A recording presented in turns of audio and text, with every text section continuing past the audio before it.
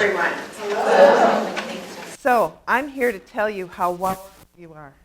Do you know that? It's a combination of wonderful and powerful. We are wowerful. We've always been wowerful. We've forgotten. So we're here this weekend to remind each other.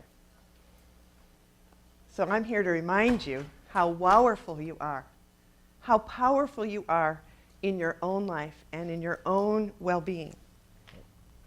So I want to share with you a story of my own life and my own wowerful experience. In 1997, I was living in Hawaii, and I thought I was living a very healthy life.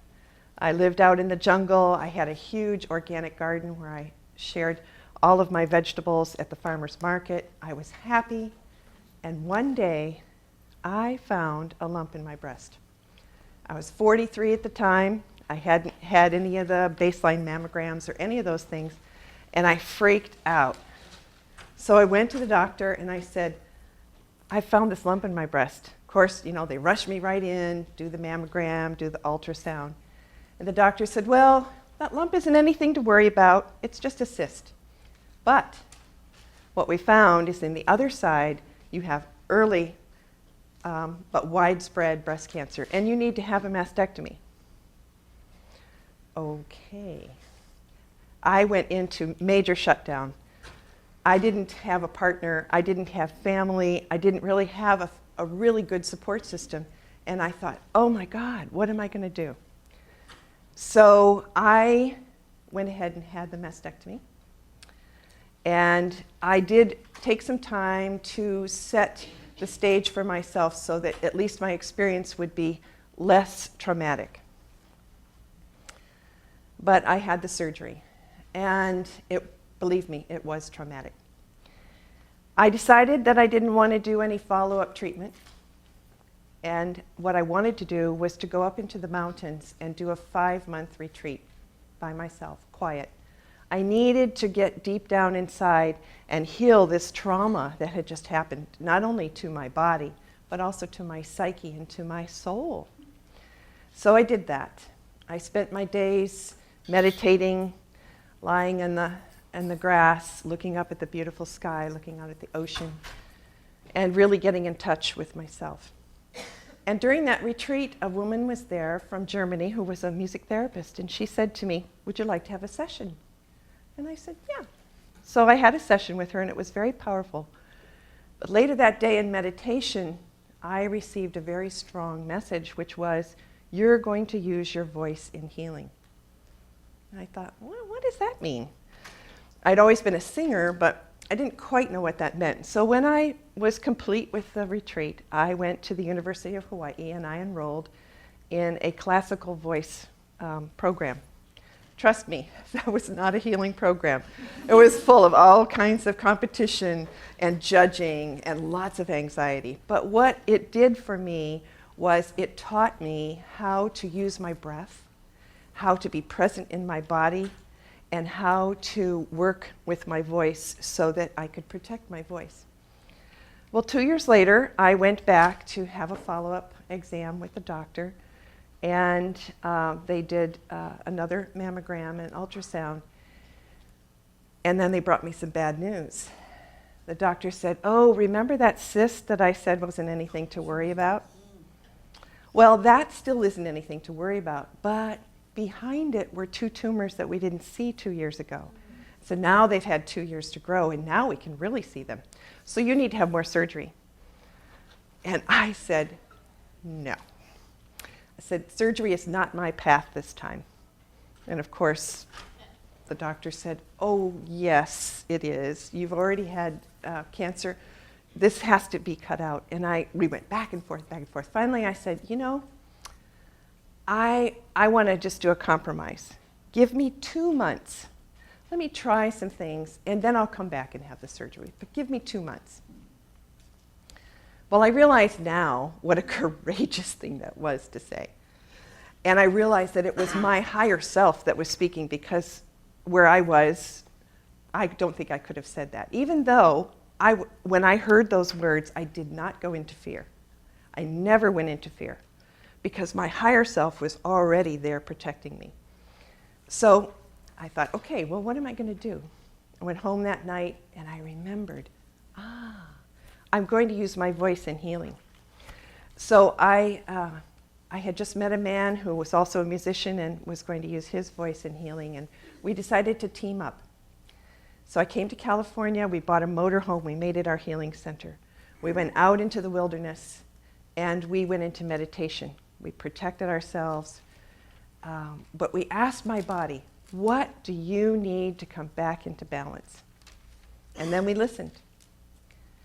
And my body started giving very specific instructions of what to do. And one of the things was to start with a very clear tone, as clear a tone as I could make, and then feel where I could feel it in my body. So I did that. And all of a sudden, I could feel the tumors buzzing.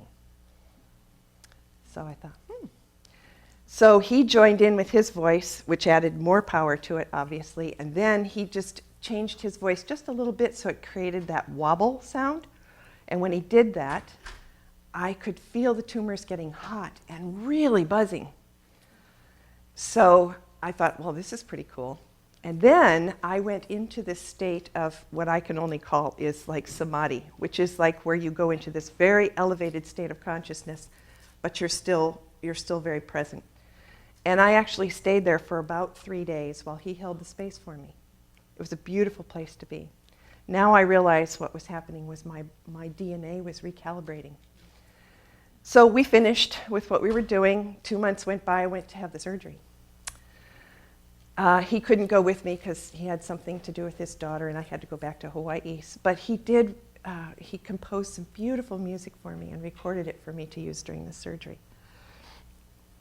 So the day of the surgery, I was completely calm. They decided to do an ultrasound because they wanted to see how much the tumors had grown in those 2 months when I was doing something else. And I went in to have the ultrasound, and the technician is doing the ultrasound. She gets this very puzzled look on her face. And I said, is everything okay? And she said, yeah, I'm just going to go get the radiologist. I'll be right back.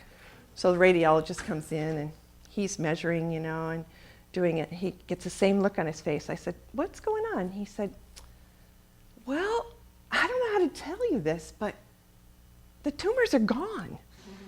And I just about jumped off the table, yay! And I said, does that mean I can go home? And he said, well, you've got to wait. Your surgeon's up in surgery waiting for you. I need to go talk to her. So I waited. About 10 minutes later, he came back with this huge smile on his face, and he said, well, she said to tell you congratulations. You did it. Whatever you're doing, keep doing it, because obviously it's working. So I know that my body knew exactly what I needed. But what I needed to do was to listen and to not go into any place where there was fear. That's the tricky part because, it's all around us.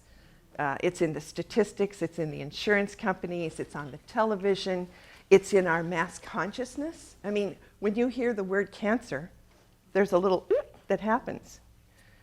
But I had this gift, it's the only thing I can say, is that I didn't go into fear. And so what I do is that now, because it's been many years since then, never been back to a doctor for anything since, I use sound every day. I can tune into my body. I know when things are out of balance and I can bring it right back into balance. But it's my own innate intelligence that I'm working with. And I'm listening to it, and I'm paying attention to it, and I'm loving it, and I'm honoring it. And I help other people do the same. So, you're powerful. Just know that. Your body is so smart, so powerful, but we have to listen. It's being quiet, and it's paying attention. It's paying attention when you feel some little thing, but then, your day is busy. I'll do that later. You need to pay attention every single day to what's going on in your body, in your spirit, in your mind, and pay attention to bring things back into balance right when you first notice that things are starting to get up. So thank you for your time and your attention. It was great.